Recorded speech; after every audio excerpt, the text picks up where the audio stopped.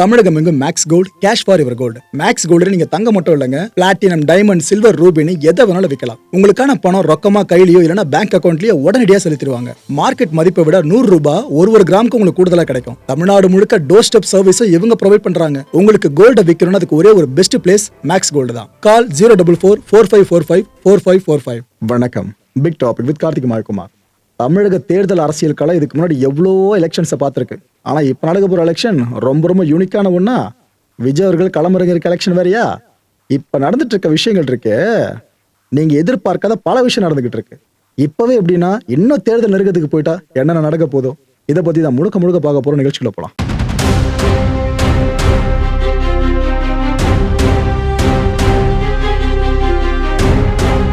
தயவு செஞ்சு இந்த கண்ணாடி துண்டு அடிக்கிறவங்க யாரா இருந்தாலும் சரி, நீங்க ஒரே ஒரு அப்பனுக்கு பிறந்திருந்தா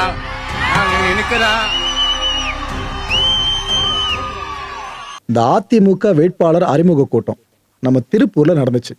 அங்க மேலதாளங்கள் முடங்க அவ்வளோ பேர் வந்தாங்க. ஆட்டம் பாட்டம் கொண்டாட்டம். இந்த சேப்பாக்கில் நம்ம மேட்ச் பார்க்க போறோம் அப்படின்னு, ஐபிஎல் மேட்ச். கழுத்துல விசில் ஒன்று தொங்க விட்டுன்னு வருவாங்க பாத்தீங்களா? இப்ப இல்ல, இதுக்கு முன்னாடி சொல்றேன். அது போல கழுத்துல விசில மாட்டிட்டு ஒருத்தர் வந்திருந்தாருங்க. அவரு பயங்கரமா விசில் எடுத்து ஊதி டோம்னு அடிச்சுக்கிட்டு ஜாலியா அங்க வைப் பண்ணிட்டு இருந்தாங்க. அங்கிருந்து குடுகுடுன்னு அதிமுக நிர்வாகி மகேந்திரகுமார் அவர்கள் வராங்க. வந்தவங்க அந்த விசில புடுங்கி தூக்கி வீசிட்டாரு. ஆனா போ அப்படின்னு தூக்கி அந்த பக்கம் வீசிட்டாரு. இவர் அதை பார்த்து ஒரு மாதிரி ஷாக் ஆகிட்டு, என்னங்க விசில் தானங்க அடிச்சோம் அப்படின்னாரு. அவர் அதுக்கு என்ன சொன்னாரு ஏது சொன்னாரு வாக்குவாத சின்னதான் நடந்திருக்கு, என்ன கைட் பண்ணாருன்னு தெரியல. அந்த வார்த்தை நம்மளுக்கு தெளிவா புரியல. தெரியாத விஷயத்தை பத்தி ஏன் பேசுவானே, அதை விட்டுருவோம். ஆனா விசில தூக்கி எறிஞ்சது மட்டும் அங்க நடந்திருக்கு. ஒரு பக்கம் விசில திமுகவுக்கு பிடிக்கலன்னு பார்த்தா அதிமுகவுக்கும் சுத்தமா பிடிக்கலன்றது இங்க கிளியர் கட்டா புரியுது. அப்படின்னா என்ன ப்ரோ, நாளை பின்ன எலெக்ஷன் ரிசல்ட் வர்றப்ப தொங்கும் சட்டசபை அமைதுனாக்கா, ஒருவேளை தாவைக்கா ஒரு சில எம்எல்ஏ சீட்ஸ் அந்த இடத்துல ஜெயிச்சிருந்தாங்க அப்படின்னா அப்ப தாவைக்கா கூட யாருமே கூட்டணி வைக்க மாட்டானு கேட்டீங்கன்னா இட்ஸ் அப் டு யூ. காலம் தான் பதில் சொல்லும், காத்திருந்து பார்ப்போமே. ராம்தாஸ் அத்வாலே மத்திய அமைச்சர், இவர் இப்ப பேசி வச்சிருக்காரு பாருங்க ஒரு விஷயம், அவ்வளவுதான் முடிச்சு விட்டீங்க போங்க அப்படின்ற மாதிரி தான் ஆயிடுச்சு சோசியல் மீடியா முழுக்க. என்ன சொல்லியிருக்காரு, தமிழ்நாட்டுல என்டிஏ கூட்டணி தான் ஆதிக்கம் செலுத்தும்னு சொன்னாரு. சரி ரைட்டு, இவர் என்டிஏ பத்தி பேசணும், எந்த பிரச்சனையும் கிடையாது. அடுத்து ஒண்ணு சொன்னார் பாருங்க, தேர்தலுக்கு பிறகு ஒருவேளை பெரும்பான்மை நம்மளுக்கு கிடைக்கல அப்படின்னா தாவைக்க தலைவர் விஜய் அவர்களோடு பேசி அதுக்கப்புறம் ஆட்சி அமைக்கிறத பத்தி முடிவு பண்ணுன்ற மாதிரி வார்த்தையை விட்டாரு. அவ்வளவுதான். சோசியல் மீடியா முழுக்க கான்டென்ட்டுக்காக காத்துக்கிட்டு இருந்தாங்களே தாவைக்க எதிர்ப்பு மனநிலையில இருக்கவங்க, அவங்களுக்கு இவ்வளவு பேர் கான்டென்ட் கொடுத்துட்டாரு. என்ன சொல்ல ஆரம்பிச்சாங்க பல பேர் சோசியல் மீடியால பார்த்தீர்களா, தாவேக்கா ஒருவேளை நாளைக்கு ஆட்சியை பிடிக்குது அப்படின்னா அது பாஜக பிடிக்கிற மாதிரி ஆயிடும், தெளிஞ்சிருங்க மக்கள் என்ற மாதிரி அவங்க கேம்பெயினை ஸ்டார்ட் பண்ணிட்டாங்க. அவர் சொன்ன சில வார்த்தைகள் எந்த அளவுக்கு சோசியல் மீடியா முழுக்க ட்ரிகர் பண்ணி விட்டுச்சு பாத்தீங்களா. சீமான் அவர்கள் நம்ம கோயம்புத்தூர்ல அந்த தொகுதி வேட்பாளரை ஆதரிச்சு பிரச்சாரம் பண்ணியிருந்தார். அந்த டைம்ல இவரும் விஜய் அவர்களை கடுமையா தாக்கியே பேசியிருந்தாப்புல. என்ன சொல்லியிருந்தாரு, தன்னையும் மக்களையும் நம்பாதவன் தான் 2 தொகுதிகளில் போட்டியிடுவான் அப்படின்னு சொன்னாரு. கான்பிடன்ட் வேணும்டா அப்படின்ற மாதிரி பேசினாப்ல. பேரை மென்ஷன் பண்ணலாம்னு யார் எதுக்கு சொல்றான்னு புரியுது. பெரிய ஹீரோனா தனிச்சு நிக்கணும்டா, நம்பிக்கையோடு இருங்க, நாம ஜெயிப்போம் அப்படின்னு சொல்றீங்கல்ல, முதல்ல உனக்கே அந்த நம்பிக்கை இல்லையே அப்படின்ற மாதிரி சொல்லி வச்சிருக்காருங்க. நார்மல் எக்ஸ்பிளனேஷன் என்ன எதை சொல்றான்னு புரிஞ்சிருக்குன்னு நினைக்கிறேன். ஆக்சுவலா பல பேரும் தப்பா புரிஞ்சுக்கிட்டு இருக்கிறது, ஏதோ தமிழ்நாட்டுல முறையா ஒருத்தர் 2 தொகுதியில நிக்கிறதா நினைச்சிட்டு இருக்கீங்க. ஜெயலலிதா அவர்கள் நின்றுருக்காங்க, 2 ஜெயிச்சிருக்காங்க. அப்ப அவங்களுக்கு நம்பிக்கையில நான் சொல்லுவீங்க, சரி ரைட் விடுங்க. புதுச்சேரியில பரப்புரை செய்யணும் அப்படின்றதுக்காக ஒரு 23 இடங்களை தாவைக்கா சூஸ் பண்ணி கொடுத்துருக்கு. இந்த இடங்கள்லாம் எங்களுக்கு அனுமதி வேணுங்க அப்படின்ட்டு. இப்ப என்ன தெரியுமா நடந்திருக்கு, அந்த 23ல 4 இடங்கள்ல மட்டும்தான் பரப்புரை செய்ய அனுமதி வழங்கப்பட்டிருக்கு. மிச்சம் 19 இடங்கள்லயும் அனுமதி மறுக்கப்பட்டிருக்கிறதா தகவல் வெளியே வந்திருக்கு. சோ தமிழ்நாட்டுலதான் கூட்டம் சேர்க்கறதுக்கு பிரச்சனைன்னு பார்த்தா புதுச்சேரி சார்ந்த கடிவாளம் இப்ப பெருசா போடப்பட்டிருக்கு விஜய் அவர்களுக்கு. இதுக்கப்புறம் ஒரு இணைய வழி பரப்புரை இருக்குல்ல, இதை செஞ்சாலும் ஆச்சரியப்படுத்திக்கலைங்க. வீட்டுல இருந்தபடியோ இல்லைன்னா ஆபீஸ்ல இருந்தபடியோ அந்த அளவுக்கு தாவைக்கா போகுமான்னு தெரியல. ஆனா இப்ப நடந்துட்டு இருக்க விஷயங்களை பாக்குறப்ப, ஏன்னா ஒரே ஒரு சின்ன அசம்பாவிதம் போதுங்க ஒட்டு மொத்தமா திரும்ப எல்லாரையும் முடக்கி வைக்கிறதுக்கு. மற்ற கட்சிகளுக்கு கூட்டம் சேர்க்கணுன்ற பிரச்சனை இருக்கும், ஆனா தாவைக்காக்கு பாத்தீங்களா கூட்டம் அதிகமா சேர்ந்துருமோன்ற பிரச்சனைல இது வரைக்கும் தவிச்சுக்கிட்டு இருக்காங்க. தாவைக்கா கூட்டம் சார்ந்து இன்னொரு விஷயம் ஒண்ணு நடந்திருக்கு. என்னன்னா சென்னையில் நடந்த கூட்டம் தான் அது. அப்ப பெண்களை நோக்கியே சில பாட்டில்ஸ் வந்து விழுந்திருக்கு, மது பாட்டில் அங்க வந்து விழுந்திருக்கு. இதை பார்த்துட்டு அந்த பெண்கள்லாம் யாரு பண்ற என்ன பண்றான்ற மாதிரி கொஞ்சம் கூச்சல் குழப்பத்துக்கு உள்ளாக ஆரம்பிச்சிட்டாங்க. அப்போ தாவைக்கானர் மேடையில பேசிட்டு இருக்காங்க, இன்னொரு பக்கம் இந்த பாட்டில் சங்கதியும் பெருசா போய்கிட்டு இருக்கு. அதற்கு பிறகு குளத்தூரில் வாக்கு சேகரித்து அவர் வில்லிவாக்கத்திற்கு நேற்றைக்கு வர முடியவில்லை. அலை அலையாய் அணி அணியாய் ஆர்த்து வந்த அந்த வாலிபர்களின் சேனையை தாண்டி எங்கள் தலைவர் நேற்றைக்கு ஆதர் வர்ஜனாவுக்கு வாக்கு சேகரிக்க நிதி வாக்கத்திற்கு வர முடியும். எங்கள் தலைவர் நீதி உலா வருகிறார் என்றால் அன்னை தமிழகத்தின் அரியாசனத்தில் இருக்கிற முதலமைச்சர் நீதி உலா வருகிறார். ஆனால் எங்கள் தலைவர் நீதி உலா வந்தால் வடபுலத்தில் இருக்கிற இந்தியா டுடே NTV கூட தேசிய அளவில் எங்கள் தலைவருக்கு ஒரு வெளிச்சத்தை தருகிறார். காட்சியை பார்த்துருப்பீங்களா? ஓரளவுக்கு அந்த இடத்துல பதட்டமான சூழல் இருந்துச்சுல. ஏன்னா இதுக்கு முன்னாடி ஒரிஜினல்கள் வேற, கண்கள்லாம் கலங்க வீடியோ காட்சியில் எடுத்து காண்பிச்சு மக்கள்கிட்ட என்னென்ன விஷயங்களை சொன்னார்னு நீங்க கவனிச்சிருப்பீங்க. அதோட நீட்சியா இந்த விஷயத்தையும் பார்த்தோமா, சென்னை போலீஸார் இதை பத்தி என்ன சொல்றாங்கன்னா, இந்த கூட்டம் நடந்துச்சுலப்பா, அதுக்கு அருகில ஒரு லாட்ஜ் ஒன்று இருக்கு. அங்க 2 பயபுள்ளிங்க போதையில் இருந்திருக்கானுங்க. இவங்க ஏதோ சண்டை போட்டிருக்காங்க. ஒரு கட்டத்தில் வாய்க்கா தகராறு ஆயிட்டு இருக்கு. பாட்டில மாறி மாறி எடுத்து அடிச்சுக்கிட்டு இருந்திருக்காங்க. அந்த மது பாட்டில, அந்த பாட்டில் தான் தவறுதல இந்த கூட்டத்தில் வந்து விழுந்திருக்கிறதா போலீஸ் டிபார்ட்மெண்ட் வந்து சொல்றாங்க. அந்த 2 பேரும் அரெஸ்ட் பண்ணிருக்காங்க. மக்களே, அவங்க கிட்ட விசாரணை இப்போ போய்கிட்டு இருக்கு. ஆக்சுவலா இதுதான் இப்போ வரைக்கும் வெளியே வந்திருக்க உண்மை. ஆனா அதுக்குள்ளேயே உறுதிப்படுத்தாத பல தகவல்களை பல பேரும் உறுதியா சொல்ல ஆரம்பிச்சிட்டாங்க. தாவேக்காவினர் நடத்தின கூட்டத்தில் தாவேக்காவினர் பாட்டில் அடிச்சிட்டாங்க அப்படின்னு ஒரு பக்கம், தாவேக்காவினர் நடத்தின கூட்டத்தில் மற்ற கட்சியின பாட்டில் அடிச்சிட்டாங்க இன்னொரு பக்கம். ஆனா அவங்க யார் என்ன போதை கைகளான்னு தெரியல. இது வரைக்கும் கட்சிகளே சாராதவங்களான்னு தெரியல. விசாரணை போயிட்டு இருக்கு. அது முடியட்டும், டிபார்ட்மெண்ட் சொல்லட்டும் இவங்க இந்த கட்சிக்காரங்க இதுதான் பண்ணாங்க அப்படின்ட்டு. அதுக்கப்புறம் நாம ஒரு முடிவுக்கு வருவோம். அதுக்குள்ள எதுக்காக சாயத்தை எல்லா பார்ட்டி சாதனமும் பூசிக்கிட்டு இருக்கணும். மருத்துவர் ராமதாஸ் அவர்கள் பாமக தலைவர், அவரை மட்டும் இல்ல, நீங்க இவரையும் கண்டிப்பா சொல்லிதான் நினைக்கிறேன். 10 பேர் கொண்ட 2ஆம் கட்ட பட்டியலை, வேட்பாளர் பட்டியலை ஐயா அவர்கள் வெளியிட்டிருக்காங்க.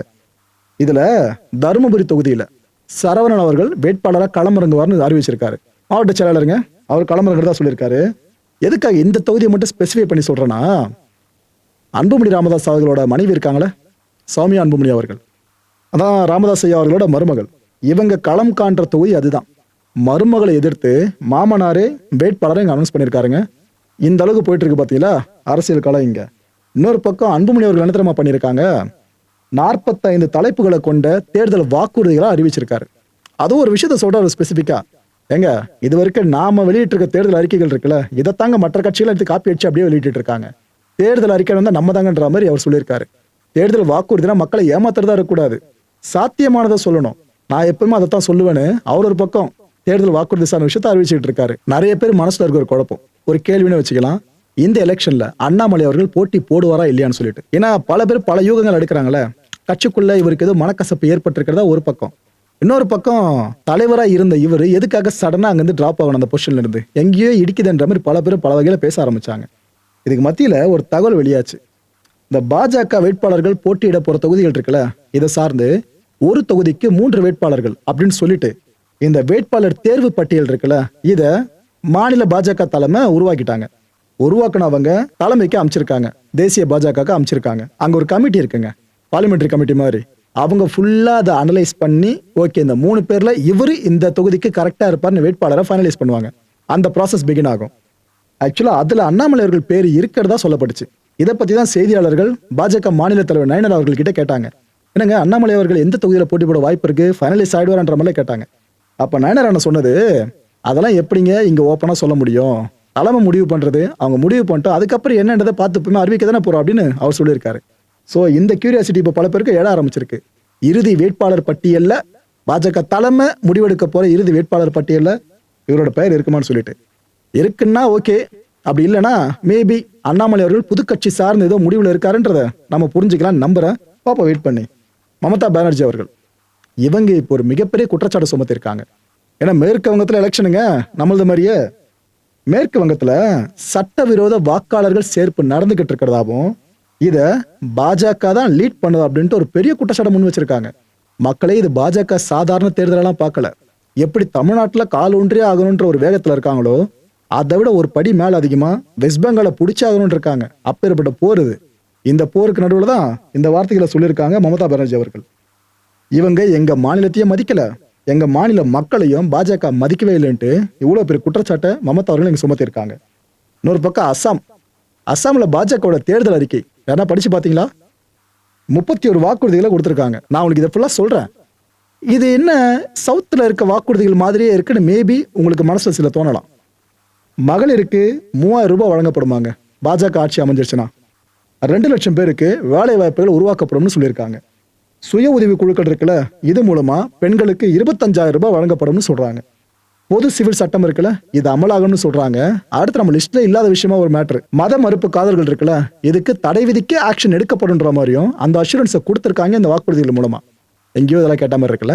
Okay right. முதலமைச்சர் ஸ்டாலின் அவர்கள் திருச்சியிலையும் தன்னோட பரப்புரை கூட்டத்தை எவ்வளோக்கு எவ்வளோ பெருசா பண்ண முடியுமோ அதை இனிஷியேட் பண்ணி கொண்டு போயிட்டு இருக்காரு. இதுல திருச்சியில் அவர் பேசும்போது என்னென்ன சொன்னாருன்னு பாத்தீங்கன்னா, மோடி அவர்கள் 1 வாரம் வரைக்கும் தமிழ்நாட்டில் தங்கணும்.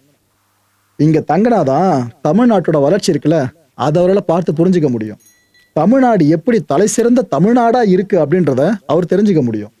நம்மளோட எதிரிகளையும் பாஜக உதிரிகளையும் இந்த தேர்தலில் வீழ்த்தியே ஆகணும். இதுக்கான எலெக்ஷன் தான் இந்த எலெக்ஷன் சொல்லியிருக்காரு ஸ்டாலின் அவர்கள். பழனிசாமி அவர்கள் முழு சங்கியா மாறிட்டார்னு அவர் சார்ந்தும் இங்க இந்த வார்த்தையில பயன்படுத்தியிருக்காரு. இன்னொரு பக்கம் இபிஎஸ் அவர்களும் சும்மா இல்லைங்க, பயங்கர அக்ரெசிவா இருக்காரு பிரச்சாரத்துல. முடிஞ்ச அளவுக்கு போராட்டங்கள் ஃபுல்லா இந்த வாக்குறுதிகள் சார்ந்த விஷயங்களை ஒரு கூட்டத்துல ஒரு புது வாக்குறுதின்ற மாதிரி அன்லிஷ் பண்ணிட்டு இருக்காரு. இப்ப பார்த்தீங்கன்னா நெசவாளர்களுக்கு பசுமை வீடுன்ற மாதிரி விஷயம் அனௌன்ஸ் பண்ணிருக்காரு. அவரும் சும்மா சொல்லக்கூடாது, அதிரடி காமிச்சுக்கிட்டு இருக்காப்புல இந்த தேர்தல் அரசியல்ல பிரச்சார காலத்துல முழுக்க. இதுக்கு மத்தியில புதுச்சேரி சார்ந்த ஒரு காட்சியவே உங்களுக்கு காமிச்சிடுறேன். ஏன்னா எலெக்ஷன் டைமா பணப்பட்டுவாடா ஹெவியா நடக்க வாய்ப்பு இருக்கா, அதை தடுக்க அங்கங்க ஃபிளைங் ஸ்குவாட்ல இருப்பாங்களா. புதுச்சேரியில் இதே போல ஃபிளைங் ஸ்குவாட் களத்துல இருந்திருக்காங்க. ஆனா இது தெரிஞ்சதோ தெரியலையோ சில பேர் வாக்காளர்களுக்கு காசு கொடுக்க ட்ரை பண்ணிருக்காங்க. இவங்க இந்த ட்ரோன் சர்வேலன்ஸ் இருக்குல்ல, இதை இனிஷியேட் பண்ணிருக்காங்க. இதை இனிஷியேட் பண்ணதுல யார் எங்க போறா, எங்கெங்க வாக்காளர்களை பார்த்து எவ்வளவு காசு கைமாறுதுன்ற வரைக்கும் எல்லாத்தையும் ரெக்கார்ட் பண்ணி அதுக்கப்புறம் ஒவ்வொருத்தரா போயிட்டு தூக்க ஆரம்பிச்சிட்டாங்க. இந்த விஷயம் நடந்திருக்கு நம்ம புதுச்சேரியில. இல்ல மொதல் இன்சிடென்ட்ல பாத்தீங்கன்னா 11,340 ரூபா சீஸ் பண்ணிருக்காங்க, ஒரு பைக்கும் சீஸ் பண்ணிருக்காங்க. சோ 2 பேர் இப்ப பிடிச்சிருக்காங்க. அந்த 2 பேர் மேல எஃப்ஐஆர் ஃபைல் பண்ணப்பட்டிருக்கு. எங்க இந்த வில்லியனூர் போலீஸ் ஸ்டேஷன் இருக்குல்ல, அங்க ஃபைல் பண்ணிருக்காங்க. டெக்னாலஜியை இது போல நல்ல விஷயங்களுக்கும் பயன்படுத்த முடியும்ன்றத புதுச்சேரி நமக்கு காண்பிச்சிருக்கு.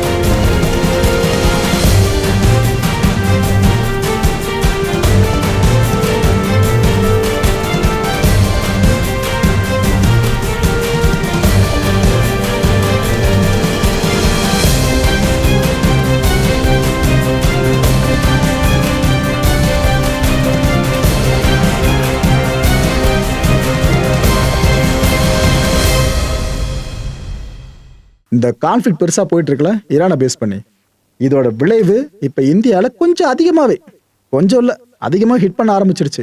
நம்ம முந்தைய வீடியோ ஒன்று போட்டிருந்தோம் பாத்தீங்களா, ஏப்ரல் 1 இருந்து விலையேற்றம் பெறக்கூடிய வாய்ப்புகள் இந்த சிலிண்டர் சார்ந்து இருக்குன்னு சொல்லிட்டு அது இப்ப நடந்துகிட்டு இருக்கு. என்ன இருக்குன்னா 19 கிலோ எடை கொண்ட வணிக சிலிண்டர் இருக்குல்ல, இந்த கமர்ஷியல் சிலிண்டர், இதோட விலை 200 ரூபாய் மேல போயிடுச்சு. இப்ப இன்னில இருந்து இது இம்ப்ளிமெண்ட் ஆகுது. சென்னையில இனிமே இந்த கமர்ஷியல் சிலிண்டரோட விலை 2240 ரூபாய். ஆனா அடிச்சு சொல்றேன், இந்த விலைக்கெல்லாம் வாங்கவே முடியாது. இதுவே 3 மடங்கு 4 மடங்கு விலையை கொடுத்தாதான் அதை கொடுக்க ஆட்கள் ரெடியா இருப்பாங்க போல இருக்கு. ஏன்னா இந்த விலைக்கு கமர்ஷியல் சிலிண்டர்ஸ் ஃபுல்லா கிடைக்குது அப்படின்னா எதுக்கு ஹோட்டல்ஸ்லாம் மூட்டை எல்லாம் கிளம்ப போறாங்க? Okay right. மக்களை இந்த கான்டென்ட்டை பொறுத்தவரைக்கும் நாமளா சிந்திக்க வேண்டிய ஒரே ஒரு விஷயம் தான். இது எலெக்ஷன் டைமா இருக்கிறதுனால என்னவோ தெரியல, வீட்டுக்கு நம்ம பயன்படுத்துற எல்பிஜி இருக்குல்ல, சமையல் எரிவாயு, அது சார்ந்த விலையேற்றம் பெருசா பார்க்காம இருக்கும். எலெக்ஷன் முடிஞ்சுதான் தெரியும் என்ன ஆக போகுதுன்னு. ஆனா அதுக்குள்ள ஈரான் போற முடிஞ்சிருச்சுன்னா நமக்கு தலைவலி இல்ல. ஆனா வாரம் அதற்கு நடந்துச்சுனாக்கா பெரும் தலைவலி நம்ம அதுக்கப்புறம் தான் ஃபேஸ் பண்ணுவோம். அடுத்த நிகழ்ச்சி சந்திக்கலாம். நன்றி, வணக்கம். தமிழகம் எங்கும் max gold, cash for your gold. Max gold நீங்க தங்க மட்டும் இல்லைங்க, பிளாட்டினம், டைமண்ட், சில்வர், ரூபினி எதை வேணாலும் விற்கலாம். உங்களுக்கான பணம் ரொக்கமா கையிலயோ இல்லைன்னா பேங்க் அக்கௌண்ட்லயோ உடனடியாக செலுத்திடுவாங்க. மார்க்கெட் மதிப்பை விட 100 ரூபாய் ஒரு கிராமுக்கு உங்களுக்கு கூடுதலா கிடைக்கும். தமிழ்நாடு முழுக்க டோர் ஸ்டெப் சர்வீஸும் இவங்க ப்ரொவைட் பண்றாங்க. உங்களுக்கு கோல்ட விற்கணும்னு அதுக்கு ஒரே ஒரு பெஸ்ட் பிளேஸ் மேக்ஸ் கோல்டு தான். கால் 04445454545. என் அன்பார்ந்த மாயம் ஸ்டுடியோஸ் நேயர்களே, மாயம் பக்தின்னு ஆன்மீகத்துக்காக பிரத்யேகமா ஒரு சேனலை கொண்டு வந்திருக்கோம். மறக்காம சப்ஸ்கிரைப் பண்ணி அந்த சேனலுக்கு உங்களோட ஆதரவை மனப்பூர்வமா தெரிவிங்க. வணக்கம் மாயம் ஸ்டுடியோஸ் நண்பர்களே. மாயம் ட்ரெண்ட்ஸ் அப்படின்ற ஒரு புதிய ஃபேஸ்புக் பேஜை ஓப்பன் பண்ணியிருக்கோம். நீங்கள் யூடியூப்ல பார்த்துட்டு இருக்கீங்களா நம்மளோட கான்டென்ட்ஸ்லாம். இதெல்லாம் விட ஒரு படி மேலே ரொம்ப கிறிஸ்பாகவும் ரொம்ப சூப்பராகவும் நிறைய கான்டென்ட்ஸ் உங்களுக்கு இந்த பேஜில் காத்துட்டு இருக்குங்க. ஸோ உடனடியாக ஃபேஸ்புக் பிளாட்ஃபார்ம் போங்க, மாயம் ட்ரெண்ட்ஸ்னு டைப் பண்ணி சர்ச் பண்ணி நம்ம பேஜை ஃபாலோ பண்ணுங்க. அப்படியே நம்ம சேனலையும் நீங்கள் சப்ஸ்கிரைப் பண்ணிட்டீங்க அப்படின்னா இன்னும் நிறைய புது கான்டென்ட்ஸை உங்களுக்காக ப்ரொடியூஸ் பண்ணி கொடுத்துக்கிட்டே இருப்பாங்க. நீங்கள் பண்ணுற ஒவ்வொரு சப்ஸ்கிரிப்ஷனும் எங்களுக்கு பெரிய மோட்டிவேஷனாக அமையும்.